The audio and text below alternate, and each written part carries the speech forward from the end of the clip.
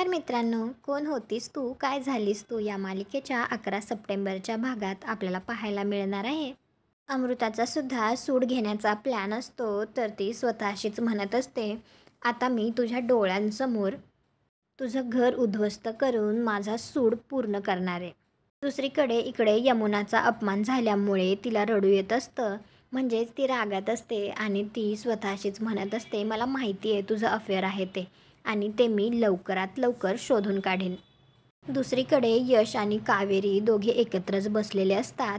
त्यावेळी यश कावेरीचा हात हातात धरून त्याच्या हृदयावर ठेवतो आणि म्हणतो, इथे फक्त तुम्ही राहता कावेरी. कोणीही आपल्याला वेगळं करू शकत नाही. लग्न फक्त आपलंच होणार. एका लिफाफामध्ये यशने यश आणि कावेरी शुभविवाह असं लिहिलेलं असतं आणि ते तो कावेरीला दाखवतच म्हणत असतो, तुमचं लग्न माझ्याशीच होणार. आणि ते दोघे एकमेकांकडे खूप प्रेमाने बघत असतात. तुम्हाला हा भाग कसा वाटला ते कॉमेंट करून नक्की सांगा. व्हिडिओला लाईक करा. आपल्या मराठी मालिका चॅनलला सबस्क्राईब करा. भेटू उद्याच्या भागात.